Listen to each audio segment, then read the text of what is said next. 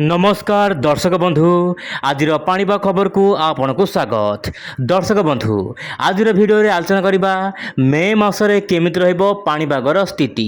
हाँ दर्शक बंधु मे मसरे पाणीपागर स्थिति केमिति रहिबो, ओडिशा रे पाणीपाग केमिति रहिबो, वर्षा को लेकिन कौन रहिबो बड़ खबर एवं बात्या को लेकिन आपण जानिछंती मे मसरे बात्या होई थाई बंगोपसागर एवं अरब सागर रे बात्या को लेकिन कौन रहिबो बड़ खबर आज भिडियो आलोचना करवा।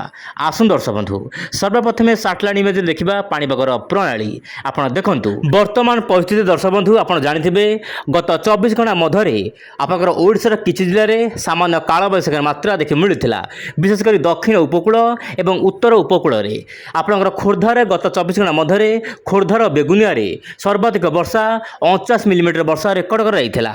ता सहित दर्शक बंधु खोर्धार बोलगड़ रे आपण 29 मिलीमीटर, सेपरि खोर्धा जिल्ला रे 26 मिलीमीटर, कटक नराज रे 24 मिलीमीटर, सेहीपरि जाजपुर बिंझारपुर रे आपनकर 24 मिलीमीटर, सेपरि नयागढ़ भापुर रे आपनकर 13 मिलीमीटर, सेपरि मयूरभंज रे मध्य आपनकर वर्षा देखि मिलुछि गत 24 घंटा मध्य। ता सहित दर्शक बंधु भुवनेश्वर एवं कटक रे मध्य हल्का फुल्का वर्षा देखि मिलुछि, जहा पई कि सामान्य तातीरु आश्वस्त मिलिछि, किंतु ताती रे सामान्य ब्रेक लागिले मध्य कोनोसी बड़ ब्रेक लागिबार आशंका नाही वर्तमान परिस्थिति रे। किंतु दर्शक बंधु खरा तो जारी रहिछि।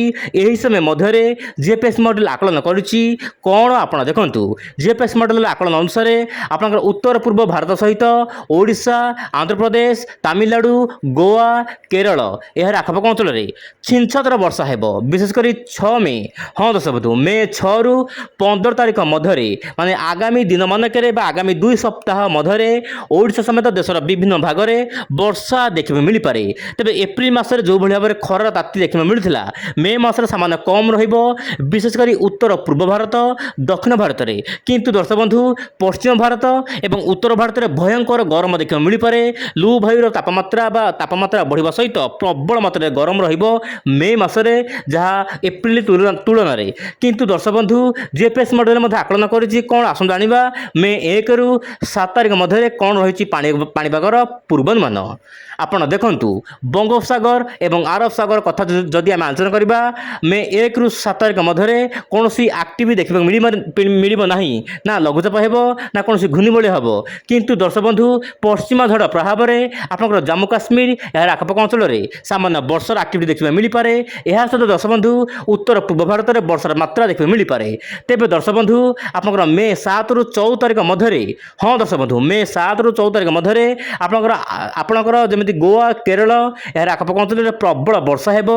ता सहित श्रीलंकार केतक अंचल में प्रबल वर्षा होबार आशंका रही। यह सहित दर्शक बंधु ओडिशा, पश्चिमबंग, ता सहित झारखंड, उत्तर प्रदेश, ता सहित उत्तर पूर्व राज्य में वर्षा देखा मिल पारे। यह सहित दर्शक बंधु मे 14 रु 21 तारिख मध्य सामान्य एक्टिविटी देखा मिल पारे बंगोपसागर रे, दक्षिण बंगोपसागर किंबा इंडोनेशिया पाखरे हलचल देखा मिल पारे। मे भी बात्या हेई थाई पारे बोली जहाँ जीपीएस मॉडल आकलन करिछि। किंतु दर्शक बंधु लॉन्ग रेंज फोरकास्ट जेहेतु रहुछि वर्तमान कहबा बड़ मुश्किल, तथापि आपण चैनल सहित रुहंतु। आपण देखंतु मे 21 रु 28 तारिख मध्य मे 21 रु 28 तारिख मध्य बंगोपसागर एवं अरब सागर संपूर्ण एक्टिव होबार आशंका रही, बात्या होबार आशंका रही। किंतु बात्या केते घनीभूत हेबो एवं केउ राज्य को जीवो ता वर्तमान सुधा कौन स्पष्ट सूचना नहीं। आपण एही दृश्य को देखंतु ओडिशा, पश्चिमबंग, झारखंड, उत्तर पूर्व भारत, ता सहित छत्तीसगढ़, महाराष्ट्र, कर्णाटक, केरल, गोवा यार आखपाख अंचल में भल वर्षा देखा मिल पारे।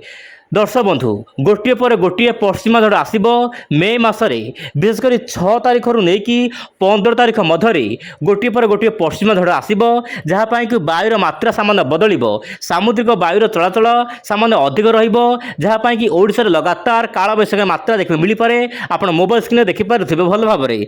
आपड़ जो दृश्य देखुं कौन चैनल आपड़ यही दृश्य पाइबे दर्शक बंधु, केवल उइट गोटे चैनल माध्यम मुझे समस्त तथ्य वर्तमान प्रदान कर जीपीएस मॉडल लेटेस्ट अपडेट माध्यम आप मोबाइल स्क्रीन देखंतु पश्चिमबंगर विभिन्न अंचल में प्रबल वर्षा हेबो। ता सहित ओडिशार उपकूल ओडिशार जेमितिक रहुछि आपनकर जगतसिंहपुर, केन्द्रापड़ा, बालेश्वर यही बेल्ट रे अधिक वर्षा कालबैशाखी ता सहित भयंकर झड़ तोफान भली परिस्थिति देखा मिल पारे आपनकर मे 6 रु 15 तारिख मध्य।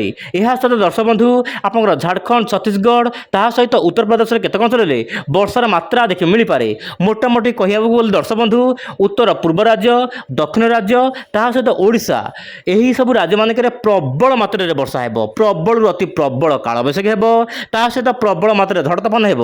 କିନ୍ତୁ ଦର୍ଶକ ବନ୍ଧୁ ଆପଣଙ୍କର ମେ 10 ତାରିଖ ପରେ, ଦର୍ଶକ ବନ୍ଧୁ ମେ 10 ତାରିଖ ପରେ ଆପଣଙ୍କର ଉତ୍ତର ଭାରତର ବିଭିନ୍ନ ରାଜ୍ୟରେ ପ୍ରବଳ ଖରା ବଢ଼ିବାର ଆଶଙ୍କା ରହିଛି। କାରଣ ଏପ୍ରିଲ ମାସରେ ଆପଣ ଜାଣିଥିବେ ଉତ୍ତର ଭାରତରେ ଜମାରୁ ଖରା ହେଉନଥିଲା, କିନ୍ତୁ ବର୍ତ୍ତମାନ ପରିସ୍ଥିତିରେ ଧୀରେ ଧୀରେ ଏପ୍ରିଲ ମାସରେ, ମେ ମାସରେ ତାପମାତ୍ରା ବଢ଼ିବାର ଆଶଙ୍କା ରହିଛି। ତେବେ ଇଏ ଥିଲା ମେ ମାସର ପୂର୍ବାନୁମାନ। ମୁଁ ଆପଣଙ୍କୁ ଯାହା କହିଲି, ମୁଁ ପୁଣି ଆସିବା ଆସନ୍ତା କାଲି ଆଉ ଏକ ନୂଆ ଅପଡେଟ୍ରେ। ଆଜି ପାଇଁ ଏତିକି। ନମସ୍କାର, ଜୟ ଜଗନ୍ନାଥ ଦର୍ଶକ ବନ୍ଧୁ।